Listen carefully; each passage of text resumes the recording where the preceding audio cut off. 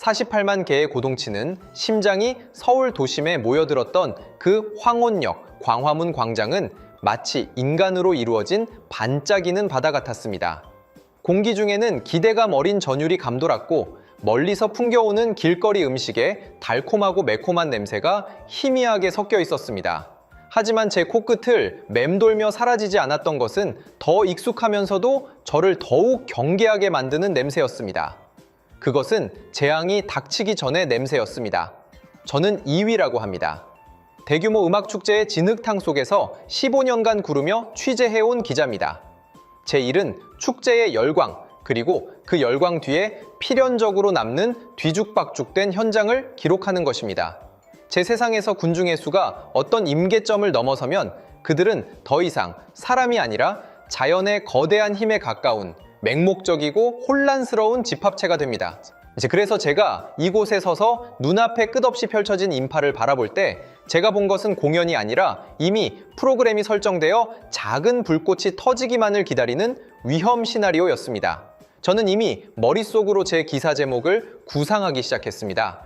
열광의 대가나 48만 인파의 열정 속에서 녹아내린 질서와 같이 비판과 안타까움을 담은 문구들이었습니다. 이것이 바로 제가 15년간의 경험과 편견을 안고 서울에 발을 들였던 날의 모습입니다. 제 기자 생활의 시작은 국내의 한 유명 록 페스티벌이었습니다. 그때 저는 통제 불능의 구체적인 형태를 처음으로 목격했습니다. 수만 명의 사람들이 질척이는 잔디밭에 뒤엉켜 있었고 빗물과 맥주가 섞여 시큼한 냄새를 풍겼습니다. 사람들은 진흙 속에서 구르고 소리를 지르며 마치 원시 부족의 제사를 지내는 듯 했습니다. 공연이 끝났을 때 현장에는 플라스틱 병, 음식 포장재, 짓밟힌 우비로 이루어진 산이 남겨졌습니다. 주최 측은 정리하는 데 일주일이나 걸렸고 지역 언론은 국민의식이라는 영원하지만 해결 불가능한 주제를 논하는 데 더 오랜 시간을 보냈습니다. 그 이후로 저는 유럽의 여름 음악 카니발부터 미국의 야외 컨트리 음악 콘서트까지 전 세계를 누볐습니다. 저는 너무나 많은 비슷한 장면들을 목격했습니다. 그것들은 다른 언어와 피부색으로 펼쳐졌지만 핵심적인 논리는 놀랍도록 일관되었습니다. 사람이 많을수록 더 혼란스러웠고 열정이 높을수록 남는 상처는 더 깊었습니다. 저는 인파 속을 물고기처럼 헤치고 다니는 법을 배웠고 술 취한 사람의 횡설수설과 진정한 위험 신호를 구별하는 법을 배웠습니다. 또한 광란 이후의 난잡함을 냉정하고 냉혹한 필치로 묘사하는 법을 기사에서 익혔습니다. 저에게 군중 관리는 아름다운 희망이자 종이에 쓰여진 이론에 불과했습니다. 질서는 수십만 명의 거대한 에너지장 속에서 너무나 취약하여 쉽게 무너져 내렸습니다. 쓰레기는 광란의 필연적인 부산물이었고 마치 화산 폭발 후에 항상 화산재가 남는 것과 같았습니다. 이것은 거의 물리 법칙과도 같았으며 15년의 기자 생활 동안 제가 깨닫게 된 불변의 진리였습니다. 그래서 편집부에서 서울 도심에서 열리는 거의 50만 명이 참석할 것이라는 무료 콘서트를 취재하라고 했을 때 제 첫 반응은 흥분이 아니라 강한 직업적 의심이었습니다. 한 나라의 심장부, 개방된 광장에 중소도시 인구에 해당하는 사람들이 모인다고요. 이것은 축하 행사라기보다는 정교하게 계획된 도시마비 훈련처럼 들렸습니다. 한국 동료들에게 물어보니 그들은 평온한 어조로 마치 당연하다는 듯이 말했습니다. 제 생각에 이런 평온함은 오히려 폭풍 전야의 가장 기이한 고요함이었습니다. 짐을 쌀 때 저는 예상되는 쓰레기 바다를 헤쳐나갈 생각으로 일부러 잘 더러워지지 않는 부츠를 하나 더 챙겼습니다.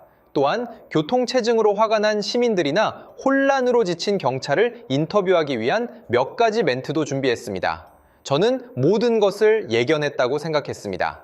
제 카메라는 이미 혼란스럽고 통제 불능이며 저의 전문적인 판단에 부합하는 장면들을 포착할 준비를 마쳤습니다. 저는 기적을 목격하기 위해서가 아니라 이미 제가 너무나 잘 알고 있는 법칙을 확인하기 위해 이곳에 왔습니다.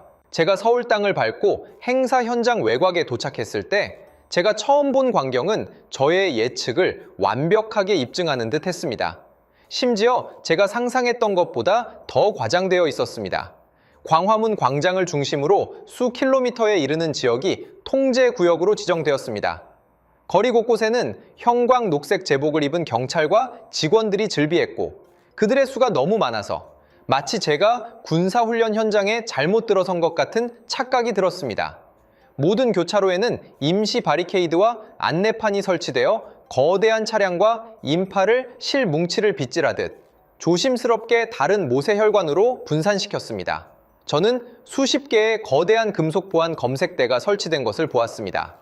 각 입구는 독립된 검문소 같았고 뒤로는 철제 바리케이드로 둘러싸인 미로 같은 대기 통로가 이어졌습니다. 사람들은 정확히 독립된 구획으로 나뉘어 있었고 각 구획에는 번호와 색상 표시가 있었습니다. 확성기에서는 한국어, 영어, 중국어, 일본어 지시가 반복해서 흘러나왔는데 목소리는 또렷하고 어조는 평온했지만 내용은 거부할 수 없는 명령이었습니다. 이 모든 것은 저에게 분명한 신호를 보냈습니다. 주최 측은 이번 행사가 야기할 수 있는 혼란에 대해 극도로 경계하고 있다는 것이었습니다. 그들은 거의 철통방어사 같은 자세로 곧 깨어날 거대한 짐승에게 족쇄를 채우려 했습니다. 이 복잡하고 정교한 기계와 같은 시스템 자체에서 긴장감이 흘러나왔습니다. 그것은 마치 큰 그물처럼 통제 불능이 될 수 있는 모든 요소를 붙잡으려 했습니다. 저는 관찰하면서 몰래 고개를 끄덕였습니다. 그렇습니다. 이것이 바로 제가 익숙한 방식이었습니다. 이토록 거대한 인파에 맞서려면 더 강력한 물리적 힘과 더 엄격한 규칙으로 억누르고 통제하는 것이 유일한 방법입니다. 이것은 마치 전쟁과 같았습니다. 질서와 혼란 사이의 대결이었습니다. 주최 측은 막대한 비용을 투자하여 수많은 인력과 물자를 동원해 방어선을 구축했습니다.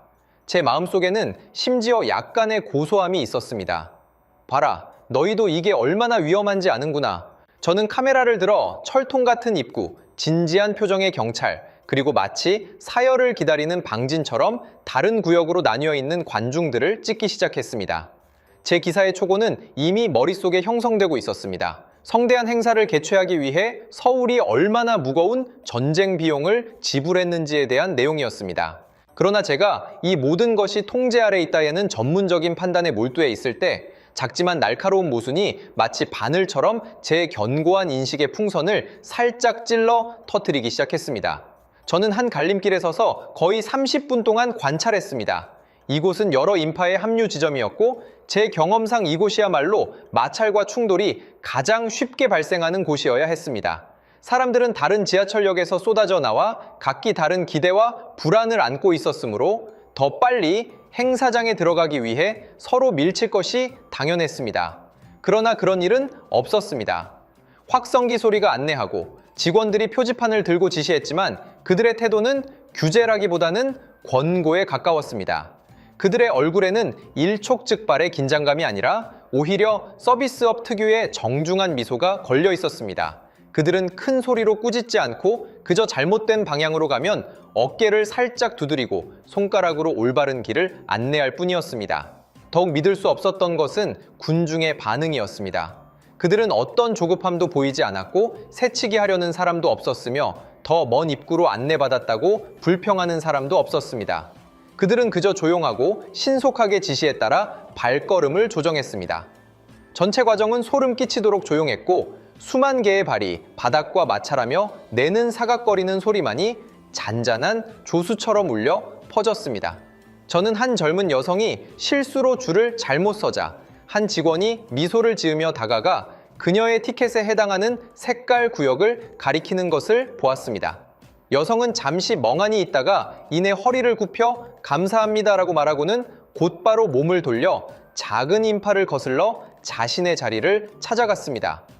전체 과정에서 논쟁도 망설임도 없었으며 마치 이미 익숙한 절차를 실행하는 것 같았습니다. 이러한 광경은 저에게 전례 없는 괴리감을 안겨주었습니다. 한편으로는 일촉즉발의 위기에 처한 듯한 극도로 복잡한 물리 시스템이 있었고 다른 한편으로는 시스템 내부에서 놀라울 정도로 온순하게 행동하여 거의 관리할 필요가 없는 사람들이 있었습니다.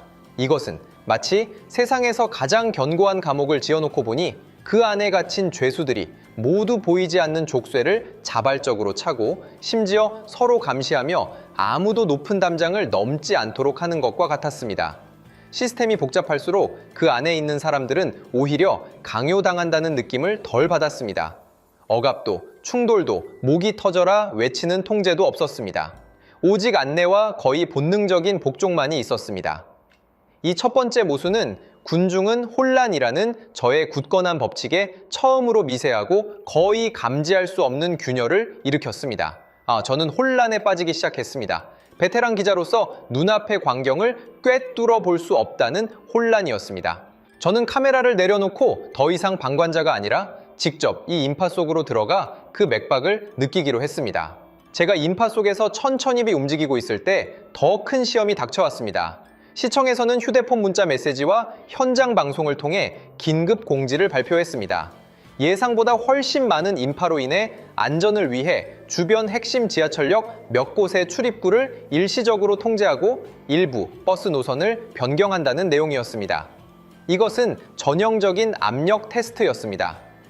제가 취재했던 어떤 대규모 행사에서도 이처럼 갑작스러운 교통 변경은 공황과 혼란을 촉발하는 불쏘시개였습니다. 사람들은 원래 계획했던 노선으로 집에 갈 수 없다는 불안감에 휩싸이고 정보 불균형으로 인해 루머가 발생하며 결국 거대한 부정적인 감정의 흐름을 형성하여 이미 취약한 질서를 강타하기 마련입니다.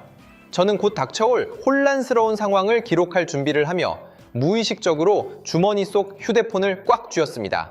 심지어 그 자리에 갇혀 얼굴에 분노와 무력감이 가득한 사람들을 인터뷰해야겠다고 생각했습니다. 그러나 제가 기대했던 시나리오는 또다시 일어나지 않았습니다. 공지 발표 후 인파 속에서 잠시 소란이 일었지만 그것은 공황이 아니라 정보 전달의 물결이었습니다.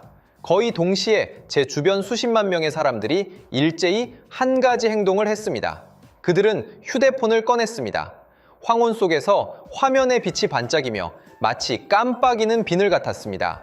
그들은 서로 귓속말하며 불평하지 않았고 어리둥절하게 주위를 둘러보며 묻지도 않았습니다. 그들은 고개를 숙이고 자신의 화면을 집중해서 바라보았습니다. 손가락은 화면 위를 미끄러지며 확대되고 축소되었습니다. 저는 제 옆에 서 있는 한 젊은이에게 다가가 그의 휴대폰 화면에 제가 이해할 수 없는 지도 앱, 나중에 네이버 지도나 카카오 맵이라는 것을 알았습니다. 이 표시되어 있는 것을 보았습니다. 그 앱에는 다른 색깔의 선들로 혼잡한 지역, 폐쇄된 지하철역, 그리고 시스템이 추천하는 도보 또는 환승 경로가 실시간으로 표시되어 있었습니다. 몇 분 안에 정보로 이루어진 이 잔물결은 가라앉았습니다. 사람들은 마치 조용하고 효율적인 집단 회의를 마친 것처럼 휴대폰을 집어넣었습니다. 그들은 방향을 바꾸기 시작했습니다.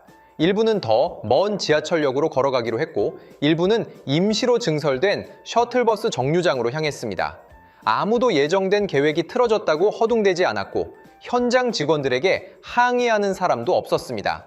그들은 그저 새로운 정보를 침착하게 받아들이고 마치 지능적인 벌떼처럼 신속하게 최적의 새 경로를 계산하고 실행했습니다.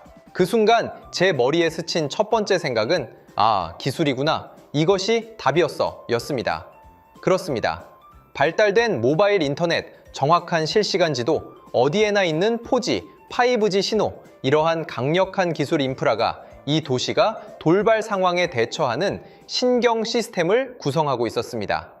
그것은 통일된 지시를 순간적으로 각 개별 개체에게 전달할 수 있었고 각 개체가 자신의 위치에 따라 맞춤형 해결책을 얻을 수 있도록 했습니다. 기술은 눈앞에 이 질서의 미스터리를 푸는 만능 열쇠처럼 보였습니다. 그러나 이 생각은 1분도 차에 지속되지 못하고 저 스스로에 의해 뒤집혔습니다. 저는 그것이 얼마나 피상적이고 게으른 결론인지 문득 깨달았습니다. 왜냐하면 제가 취재했던 혼란이 발생했던 국제적인 대도시들, 뉴욕, 런던, 도쿄, 어느 곳인들 똑같이 선진적이고 심지어 더 선진적인 기술을 가지고 있지 않았던가요? 어느 곳인들 스마트폰과 지도 앱이 보급되지 않았던가요? 저는 타임스퀘어에서 새해맞이 행사가 끝난 후 사람들이 최신 아이폰을 손에 들고도 여전히 방향을 잃은 벌떼처럼 뒤엉켜 경찰에게 소리 지르는 것을 직접 보았습니다. 저는 런던 지하철이 작은 사고로 운행이 중단된 후 수천 명의 승객들이 역 출구에 모여 직원들이 아무리 설명해도 불평하며 대피를 거부하는 것을 직접 보았습니다. 기술은 결코 그 자체로 답이 아니었습니다. 그것은 단지 도구이자 확성기일 뿐입니다. 그것은 질서를 증폭시킬 수도 있고 혼란을 가중시킬 수도 있습니다. 만약 사람들이 화면에 표시된 정보를 믿지 않고 그것이 음모이거나 오류라고 의심한다면 아무리 첨단 지도라도 단순한 참고 자료로 전락하거나 심지어 더 많은 의심을 불러일으킬 뿐입니다. 만약 모든 사람이 자신에게 가장 유리한 지름길을 찾으려 한다면 아무리 똑똑한 경로 계획도 수많은 개개인의 이기적인 선택 속에서 무너질 것입니다. 그러므로 서울 거리의 48만 명이 보여준 것은 기술의 승리가 아니었습니다. 그것은 기술보다 더 깊은 무엇이었습니다. 그들은 휴대폰 앱이 제공하는 정보를 믿었고 정부가 발표한 공지를 믿었으며 현장 직원의 안내를 믿었습니다. 이러한 신뢰는 행사 당일에만 일시적으로 형성된 것이 아니라 이미 사회 일상에 내재된 것이었습니다. 그들은 보이지 않는 시스템이 모든 사람의 이익을 위해 작동한다고 믿었으므로 개인의 즉각적인 편의를 일부 포기하고 시스템의 거시적인 조정에 기꺼이 협조했습니다. 이러한 거의 본능적인 신뢰와 협력이 바로 기술이 진정으로 마법을 발휘하게 하는 핵심 열쇠였습니다. 기술은 질서를 창조하지 않았습니다.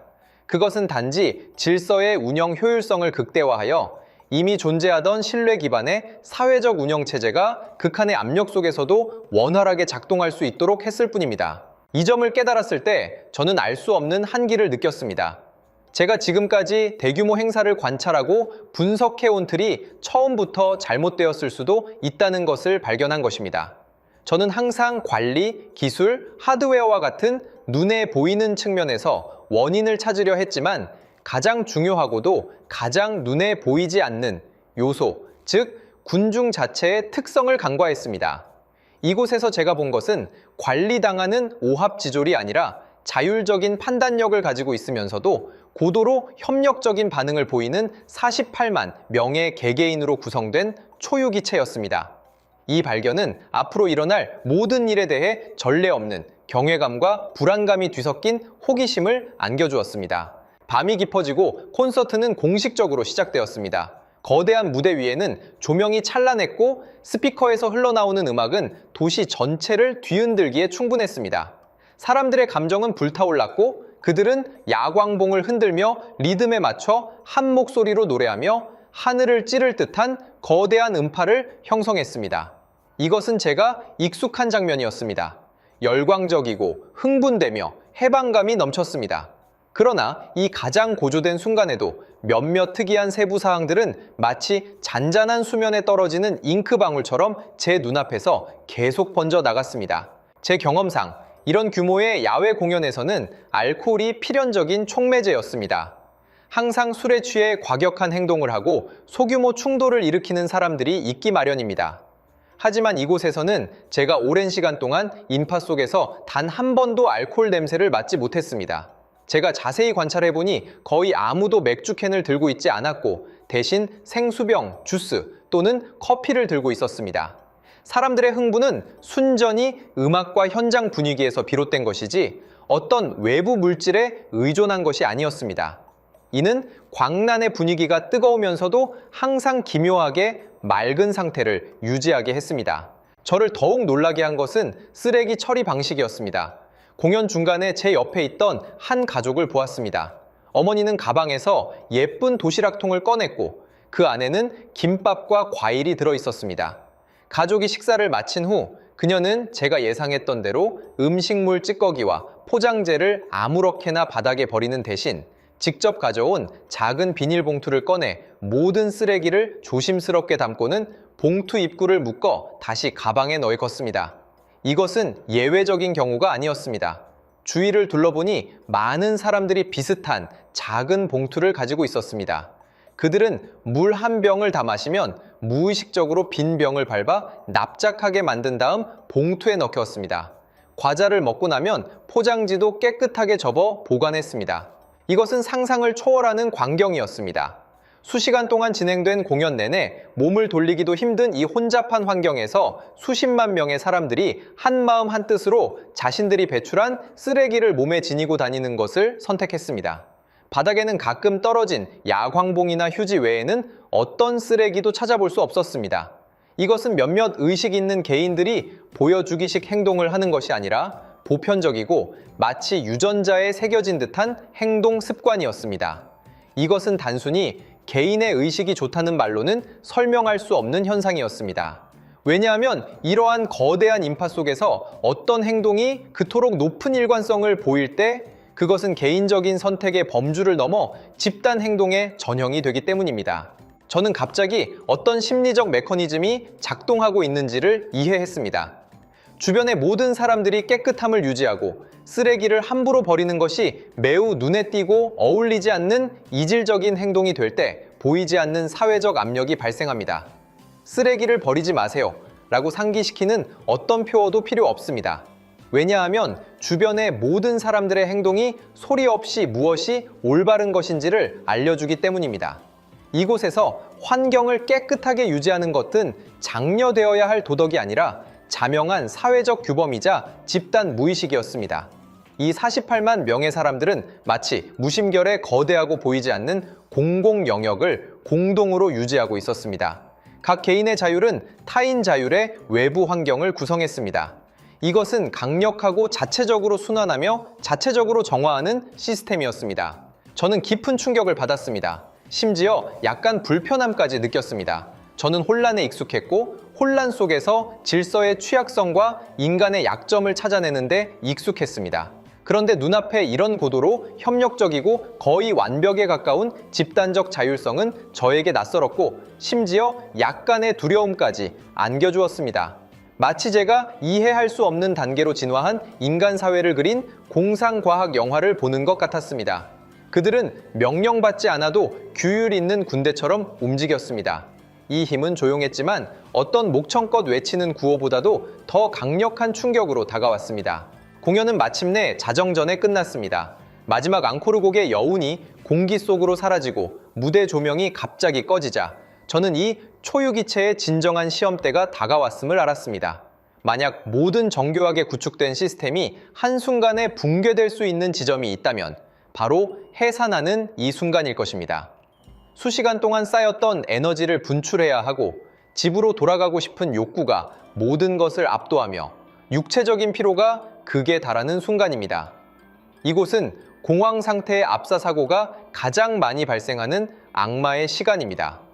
저의 15년 경험은 저에게 비명을 질렀습니다. 혼란이 올 거야. 사람들은 둑이 터진 홍수처럼 가장 가까운 출구로 몰려들 것입니다. 모든 안내, 규칙, 예의는 생존 본능 앞에서 흔적도 없이 사라질 것입니다. 저는 무의식적으로 몇 걸음 뒤로 물러나 임시장비 상자에 바싹 기대어 안전한 관찰 지점을 찾았습니다. 숨을 죽이고 필연적으로 터져나올 비명과 밀침이 뒤섞인 혼란의 서곡을 기다렸습니다. 그러나 아무 일도 일어나지 않았습니다. 무대 조명이 꺼진 후 광장은 잠시 동안 몇 초간 어둠과 정적에 휩싸였습니다. 그리고 곧 행사장의 조명이 켜지며 부드러운 백색광이 모든 사람에게 쏟아졌습니다. 확성기에서는 잔잔한 음악과 함께 부드러운 여성의 목소리가 여러 언어로 반복해서 흘러나왔습니다. 공연이 종료되었습니다. 뛰지 마시고 안전에 유의하시어 현장 직원의 안내에 따라 지정된 출구로 질서 있게 퇴장해 주십시오. 사람들은 움직이기 시작했습니다. 하지만 제가 예상했던 몰려드는 것이나 돌진하는 것이 아니라 흐르는 것이었습니다. 마치 흔들어 놓은 물병 속의 물이 중력에 의해 천천히 질서정연하게 제 갈 길을 찾아가는 것을 보는 것 같았습니다. 아무도 뛰지 않았고 아무도 밀치지 않았으며 아무도 먼저 가기 위해 다른 사람과 신체 접촉을 하지 않았습니다. 그들은 안전하고 거의 예의 바른 거리를 유지했습니다. 앞사람이 한 발짝 가면 뒷사람이 한 발짝 따라갔습니다. 48만 명으로 이루어진 거대한 전체는 마치 거대한 두부처럼 보이지 않는 칼에 의해 수많은 가느다란 물줄기로 잘려 미리 설정된 물길을 따라 조용히 밖으로 흘러나갔습니다. 저는 아까까지 긴장했던 경찰과 직원들의 역할이 미묘하게 변한 것을 보았습니다. 그들은 더 이상 통제자가 아니라 길잡이에 가까웠습니다. 그들은 인파의 가장자리에 서서 빛나는 휴대용 안내판으로 미소를 지으며 다른 방향을 가리켰습니다. 그들은 아무도 끌어당기거나 막을 필요가 없었습니다. 왜냐하면 사람들은 그들의 손짓에 따라 자발적으로 스스로를 조정하고 분산시켰기 때문입니다. 심지어 어린아이가 부모와 헤어졌을 때 주변 사람들이 즉시 자발적으로 원을 만들어 아이를 보호하고 아이의 부모가 불안해하며 찾아올 때까지 다 함께 큰 소리로 외치는 것을 보았습니다. 전체 과정은 낯선 사람들 사이에 고도의 암묵적인 협력과 선의로 가득 차 있었습니다. 저는 그곳에 가만히 서서 마치 다른 차원 공간에 침입한 바보 같은 기분이 들었습니다. 군중 역학에 대한 제 머릿속의 모든 이론, 경험에 근거한 모든 예측이 이 순간 눈앞에 이 조용하고 질서정연한 그림에 의해 완전히 산산조각 났습니다. 저의 15년 경험은 마치 무거운 망치에 맞아 깨진 유리 조각처럼 제 내면 세계에서 와르르 무너져 내렸습니다. 제가 자랑스러워했던 혼란을 예견할 수 있는 전문적인 감각은 이 순간 너무나 우스꽝스럽고 터무니없어 보였습니다. 저는 군중을 안다고 생각했지만 오늘 밤에야 비로소 제가 아는 것은 어떤 특정 환경의 군중뿐이었다는 것을 깨달았습니다. 그리고 이곳 서울이라는 이 도시에서는 군중이 제가 완전히 모르는 다른 물리 법칙을 따르는 것 같았습니다. 이 순간의 충격은 소리 없었지만 제가 목격한 어떤 소란보다도 더 귀청이 터질 듯 했습니다. 그것은 제가 생존의 기반으로 삼았던 직업적 뿌리를 흔들었고 저를 극도로 불편하게 만드는 가능성을 직시하게 만들었습니다. 어쩌면 혼란이 군중의 필연적인 속성이 아닐 수도 있다는 것입니다. 어쩌면 제가 과거에 목격했던 그 뒤죽박죽된 상황이 피할 수 없는 대가가 아니라 어떤 사회적 메커니즘이 실패한 결과였을 수도 있다는 것입니다. 이 생각은 저를 공포에 떨게 했습니다. 왜냐하면 그것은 지난 15년간의 저의 관찰과 기록이 잘못된 전제 위에 세워졌을 수도 있다는 것을 의미했기 때문입니다. 하지만 저의 인식을 뒤엎는 것은 여기서 그치지 않았습니다.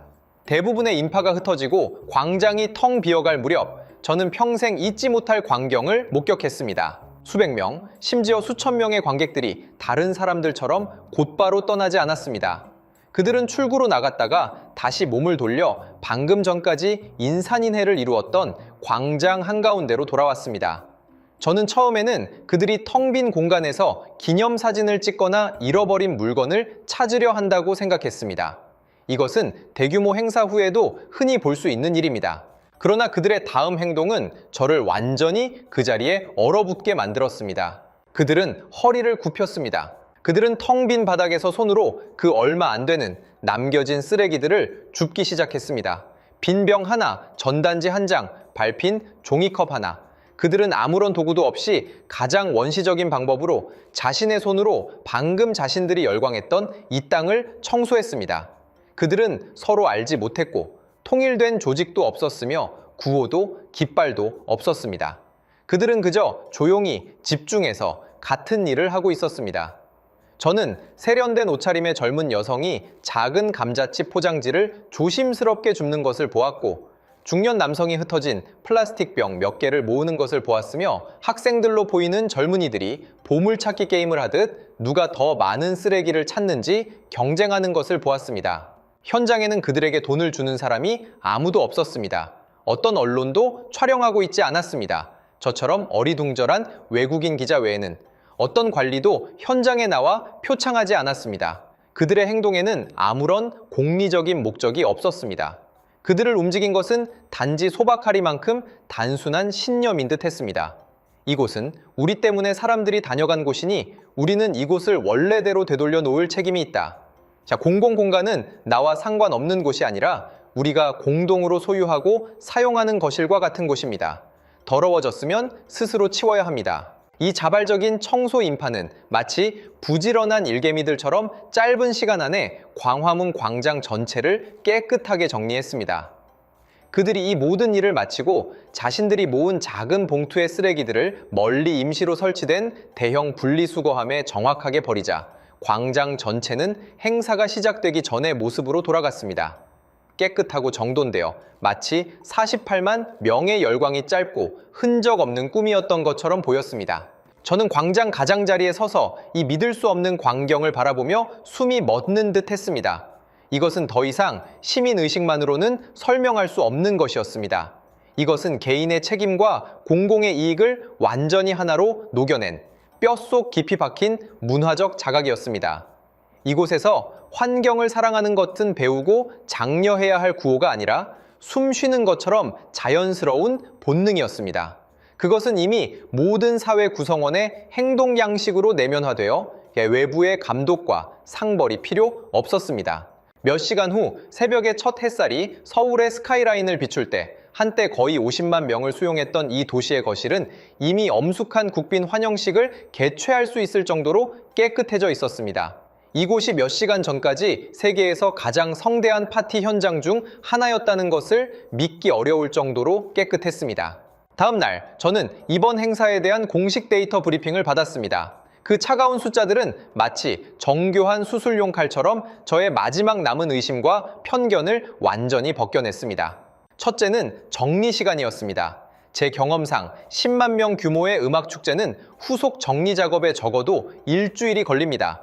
수백 명의 청소부가 동원되고 수십 대의 쓰레기차가 밤낮으로 일해야 합니다. 그런데 이번 48만 명 행사의 공식 기록에 따르면 전문적인 정리 시간은 거의 0에 가까웠습니다. 새벽에 전문 청소팀이 현장에 도착했을 때 그들은 거의 할 일이 없다는 것을 발견했습니다. 전체 정리 작업은 자발적으로 남았던 수천 명의 시민들에 의해 몇 시간 안에 거의 완벽하게 완료되었습니다. 둘째는 정리 비용이었습니다. 이전에 비슷한 규모의 행사는 쓰레기 처리와 현장 복구 비용만 해도 천문학적인 액수였으며 수십만 달러, 심지어 수백만 달러에 달했습니다. 그런데 이번에는 시민들의 자발적인 행동 덕분에 이 예산이 99% 이상 절감되었습니다. 이것은 단순히 돈을 아낀 것이 아니라 사회 운영 효율성의 극치를 보여주는 것이었습니다. 효율적인 사회는 얼마나 강력한 공공 서비스 능력을 가지고 있느냐로 난장판을 처리하는 것이 아니라 근원적으로 난장판의 발생을 극도로 줄이는 사회입니다. 마지막으로 가장 중요한 숫자입니다. 사고 보고입니다. 거의 10시간에 걸친 행사 동안 거의 50만 명이라는 극도로 높은 밀집도 속에서 기록된 심각한 안전사고 건수는 연기였습니다. 압사도, 싸움도, 화재도 없었고 심지어 구급차를 동원해야 할 긴급 의료사고도 손에 꼽을 정도였습니다. 이러한 데이터는 거짓말을 하지 않습니다. 그것들은 논란의 여지 없이 저에게 잔인한 사실을 보여주었습니다. 제가 과거에 인식하고 판단했던 모든 것이 비효율적이고 무질서한 샘플 위에 구축되었을 수도 있다는 것입니다. 저는 데이터로 구축된 차가운 거울 앞에서 관찰자로서의 한계와 오만함을 보았습니다. 저는 더 이상 예외나 우연으로 스스로를 위로할 수 없었습니다. 왜냐하면 어떤 시스템이 이토록 극한의 압력 테스트 속에서도 이처럼 완벽한 성적표를 내놓을 수 있다면 그 뒤에는 반드시 강력하고 안정적인 근본적인 논리가 뒷받침되고 있기 때문입니다. 이것은 더 이상 느낌이나 인상이 아니라 정량화될 수 있는 객관적인 사실이었습니다. 그리고 사실은 논쟁할 필요가 없으며 단지 인정해야 할 뿐입니다. 이 모든 것을 경험한 후 저는 마치 탐정처럼 제가 관찰한 모든 단서들을 조합하여 궁극적인 답을 찾아내려 노력했습니다. 저는 이전의 피상적인 결론들에서 벗어나도록 스스로를 강요했습니다. 만약 답이 단순히 겉으로 보이는 좋은 시스템과 좋은 기술이 아니라면 과연 그것은 무엇일까요? 저는 세계 다른 곳에서 보았던 광경들을 떠올렸습니다. 많은 곳에도 훌륭하게 설계된 시스템이 있었습니다. 예를 들어 독일은 그들의 규칙과 절차 설계가 세계적인 모범이라 할 만큼 모든 구석구석까지 세심했습니다. 하지만 시스템이 거대한 압력에 직면했을 때 사람들은 때로는 시스템에 협조하기보다는 시스템을 불평하는 것을 선택하기도 했습니다. 많은 곳에도 매우 진보된 기술이 있었습니다. 예를 들어 미국에서는 기술 혁신이 끊임없이 일어났습니다. 하지만 기술은 종종 개인의 효율성을 높이는 도구로 여겨졌을 뿐 집단적 협력을 촉진하는 플랫폼은 아니었습니다. 사람들은 와즈를 이용해 혼잡을 피했지만 이러한 행동의 집합이 때로는 새롭고 예측 불가능한 혼잡을 야기하기도 했습니다. 시스템과 기술은 단지 뼈대와 살점일 뿐입니다. 이 초유기체가 원활하게 작동할 수 있도록 하는 진정한 요소는 바로 영혼입니다. 그것은 사회 전체에 스며들어 있는 보이지 않는 신뢰였습니다. 이곳의 사람들은 정부, 기업, 기술 플랫폼이 공동으로 구축한 거시적인 시스템이 선의적이고 효율적이며 신뢰할 만하다고 근본적으로 믿는 듯 했습니다. 그래서 시스템이 지시를 내릴 때 그들의 첫 반응은 의심이 아니라 실행이었습니다. 그들은 경찰의 안내가 모든 사람의 안전을 위한 것이라고 믿었으므로 지름길로 가려는 생각을 기꺼이 포기했습니다. 그들은 지도 앱의 데이터가 정확하다고 믿었으므로 추천 경로에 따라 기꺼이 경로를 조정했습니다. 그들은 공공공간의 청결을 모든 사람이 유지해야 한다고 믿었으므로 자발적으로 자신의 쓰레기를 가져갔습니다. 이러한 신뢰는 다시 시스템에 막대한 긍정적 피드백을 주었습니다. 시민들의 높은 협조 덕분에 시스템 운영 비용은 극도로 낮았고 효율성은 극도로 높았습니다. 이는 시스템이 더 우수하고 정확한 서비스를 제공하는 데 더 많은 자원과 에너지를 사용할 수 있게 해주었고, 이는 다시 시민들의 신뢰를 더욱 강화했습니다. 이것은 완벽하고 스스로 강화되는 순환고리였습니다. 여기에서는 개인과 집단 사이에 깊은 암묵적인 협력이 이루어진 듯 했습니다. 각 독립적인 나는 자발적으로 그리고 완벽하게 거대한 우리 속으로 스며들어 있었습니다. 그들은 강요당한 것이 아니라 능동적으로 시스템의 일부가 되기를 선택했습니다. 왜냐하면 그들은 이 거대한 시스템이 잘 작동할 때 비로소 그 안에 있는 모든 미미한 개개인이 최고의 편리함과 안전을 누릴 수 있다는 것을 알았기 때문입니다. 이러한 현상에 대한 더 학술적인 정의를 찾으려 노력할 때 보이지 않는 사회 계약이라는 문구가 제 머릿속에 떠올랐습니다. 그렇습니다. 이것은 어떤 종이에도 쓰여 있지 않지만 모든 사회 구성원의 마음에 새겨진 계약과 같았습니다. 이 계약의 내용은 간단하고 명확합니다. 갑 사회 시스템, 저는 공정하고 투명하며 효율적이고 안전한 공공환경과 서비스를 제공할 것을 약속합니다. 을 사회 구성원, 저는 규칙을 준수하고 책임을 다하며 시스템의 전체적인 조정에 협조할 것을 약속합니다. 계약의 이행 방식은 강제적인 법률이나 엄격한 처벌에 의존하지 않았습니다. 물론 이러한 것들도 존재하지만 그것들은 사회 운영의 최저선을 보장하는 역할을 할 뿐 일상적인 원동력은 아니었습니다. 이 계약이 효과적으로 작동하도록 하는 진정한 원동력은 내재된, 고도로 사회화된 소속감이었습니다. 내가 규칙을 준수하면 시스템은 더 원활하게 작동할 수 있습니다. 시스템이 잘 작동하면 나는 불필요한 혼란에 방해받지 않고 나의 삶의 질은 보장될 것입니다. 이것은 합리적인 계산에 기반한 상호이익이 되는 교환이었습니다. 저는 마음대로 할 자유, 예를 들어 쓰레기를 아무렇게나 버리거나 안내를 무시하고 맘대로 돌아다니는 것을 약간 포기하는 대신 거시적인 차원에서 더 질서 있고 안전하며 쾌적한 공공환경을 얻었습니다. 그리고 이 양질의 공공환경은 궁극적으로 저 자신에게도 혜택을 주었습니다. 그러므로 여기에서 공공질서를 준수하는 것은 칭찬받아야 할 미덕이 아니라 교통규칙을 준수하는 것처럼 당연한 상식이었습니다. 그것은 외부의 강제력을 필요로 하지 않습니다. 왜냐하면 이미 모든 사람의 행동 습관과 사고방식에 내면화되었기 때문입니다. 당신이 빨간불에 건너지 않는 이유는 단지 벌금을 받을까봐 두려워서가 아니라 빨간불은 멈춤, 초록불은 진행이라는 규칙이 교통 시스템에 얼마나 중요한지 마음속 깊이 공감하기 때문입니다. 마찬가지로 여기에서 사람들이 그토록 자율적으로 행동할 수 있는 것도 그러한 자율이 사회 전체의 효율적인 운영에 얼마나 중요한지 마음속 깊이 공감하기 때문입니다. 이러한 내면화가 바로 이 사회의 가장 무섭고도 가장 강력한 점입니다. 그것은 질서를 유지하는 사람이 더 이상 수천 명의 경찰만이 아니라 48만 명의 시민이라는 것을 의미합니다. 모든 사람이 질서의 참여자이자 감독자인 것입니다. 그러나 제가 이러한 발견에 흥분하고 있을 때 더 깊고 저를 더 불안하게 만드는 질문이 조용히 떠올랐습니다. 저는 스스로에게 되물었습니다. 이처럼 극도로 질서 정연하고 획일적인 집단 행동이 보여주는 것은 과연 힘일까요? 아니면 보이지 않는 압력일까요? 모든 사람이 거의 완벽한 방식으로 행동할 때 그 행동 자체가 강력한 규범장을 형성합니다. 이 영역에서 규범에서 벗어나는 어떤 행동도 유난히 눈에 띄고 심지어 소리 없는 비난을 불러일으킬 것입니다. 예를 들어 거의 티끌 하나 없는 광장에서 당신이 빈 병을 버린다면 당신이 느끼는 것은 벌금에 대한 두려움이 아니라 주변의 수많은 시선에서 오는 이방인으로 취급받는 거대한 심리적 압력일 것입니다. 아무도 규칙을 어기지 않을 때 이것이 진정 내면에서 우러나온 자유로운 선택 때문일까요? 아니면 고립을 피하고 집단에 동화되기 위한 무의식적인 자기 통제일까요? 사회 전체가 정교하게 작동하는 기계처럼 모든 부품이 제자리에 완벽하게 맞물려 돌아갈 때 비표준적인, 각진, 개성 넘치는 부품들이 과연 존재할 공간이 있을까요? 이것은 저를 깊은 생각에 잠기게 했습니다.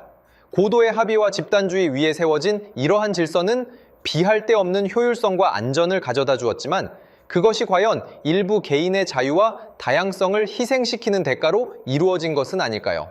이것은 대답하기 어렵고 심지어 다소 불쾌한 질문입니다. 제가 본 것은 강력하고 질서 정연하며 존경할 만한 사회 형태였지만 동시에 이 강력함 뒤에 어울리지 않는 것에 대한 깊은 배척과 불안감이 숨어 있을 수도 있다는 것을 어렴풋이 느꼈습니다. 이것이 과연 더 높은 문명 형태일까요? 아니면 온화한 방식으로 존재하는 집단이 개인을 완전히 이긴 것일까요? 저는 답을 찾지 못했습니다.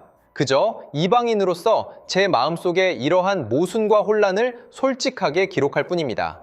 이것이 아마도 모든 복잡한 사회에 필연적으로 존재하는 양면성일 것입니다. 빛과 그림자는 항상 함께 존재합니다. 귀국행 비행기 안에서 서울의 찬란한 야경을 바라보며 저는 과거에 진지하게 생각해 본 적 없는 한 가지 질문을 다시 곱씹기 시작했습니다. 과연 무엇이 한 국가의 진정한 힘일까? 과거에는 우리는 GDP 총량, 군대 규모, 고층 빌딩 수, 글로벌 기술 경쟁에서 차지하는 위치 등 거대하고 유형적인 지표로 국력을 측정하는 데 익숙했습니다. 물론 이러한 것들은 매우 중요하며 한 국가가 성장하는 데 필요한 뼈대를 이룹니다. 하지만 이번 경험을 통해 저는 또 다른, 더 은밀하고 측정하기 어려운 힘을 본 것 같았습니다. 그것은 강제적인 수단에 의존하지 않고도 사회 구성원들이 집단적으로 행동할 수 있도록 조직하는 능력입니다. 48만 명의 사람들이 개방된 공간에서 수시간 동안 고도의 질서, 자율, 협력을 유지할 수 있도록 하는 데 필요한 것은 단순히 한 행사의 정교한 기획을 넘어섭니다. 그것은 오랜 세월에 걸친 국민교육, 깊이 뿌리내린 법치 정신, 사회 구성원들 간의 보편적인 신뢰, 효율적이고 투명한 정부 서비스, 어디서든 접근 가능한 기술 지원 등 하드웨어와 소프트웨어, 유형의 제도와 무형의 문화에 걸쳐 한 국가의 종합적인 실력이 최종적으로 드러나는 것입니다. 이러한 힘은 구축하기가 가장 어렵습니다. 왜냐하면 짧은 시간 안에 돈으로 살 수 없고 단순한 모방이나 복제로 얻을 수도 없기 때문입니다. 그것은 수십 년, 심지어 수백 년이 걸려야 자랄 수 있는 거대한 나무와 같아서 그 뿌리가 역사, 문화, 교육의 토양에 깊이 박혀 있습니다. 이 나무는 이식할 수 없으며 씨앗을 뿌리는 것부터 시작하여 인내심을 가지고 천천히 성장하기를 기다려야 합니다. 그래서 전 세계 언론이 그 콘서트의 완벽한 조직력에 경탄할 때 저는 그들이 진정으로 충격을 받은 것은 어쩌면 행사 자체는 아닐 것이라고 생각했습니다. 아무리 성대한 콘서트라도 언젠가는 막을 내리기 마련입니다. 하지만 이 콘서트를 통해 세계는 효율적으로 작동하는 사회의 실제 단면을 엿보게 된 것입니다. 그들이 본 것은 시스템이 목청껏 의지를 강요하지 않아도 모든 것이 질서정연하게 돌아가는 사회였습니다. 그들이 본 것은 기술이 번거로운 설명이나 홍보 없이도 대중에게 능숙하게 사용되어 거대한 시너지 효과를 창출하는 사회였습니다. 그들이 본 것은 대다수의 사람들이 외부의 강요 없이도 공공의 이익에 부합하는 선택을 할 수 있는 사회였습니다. 여기에서 시스템, 기술, 그리고 사람은 더 이상 서로 방해하거나 경쟁하는 관계가 아니라 보이지 않는 신뢰와 암묵적인 협력으로 완벽하게 하나로 융합되어 하나의 목표를 향해 나아갔습니다. 즉, 사회 전체의 기계가 더욱 원활하고 효율적으로 마찰 없이 작동하도록 하는 것이었습니다.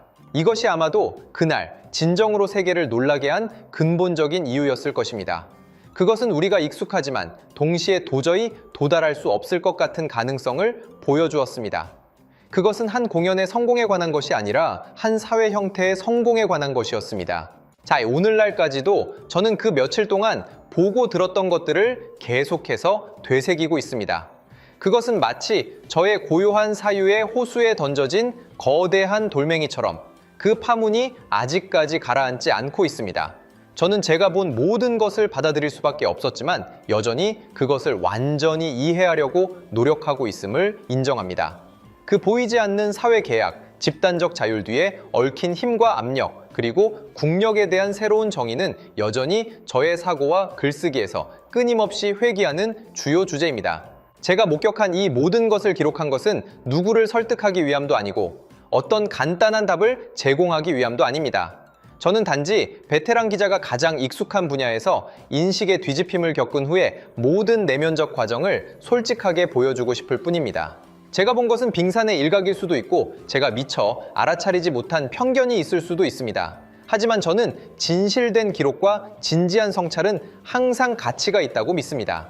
이제 이 질문을 당신에게 던지고 싶습니다. 제가 묘사한 이 모든 것에 대해 당신은 어떻게 생각하시나요? 이러한 극도의 질서와 협력의 근원은 과연 무엇이라고 생각하시나요? 그것이 우리에게 가져다 주는 것은 찬탄일까요? 경계일까요? 아니면 더 복잡한 사유일까요? 당신의 생각을 듣고 싶습니다. 감사합니다.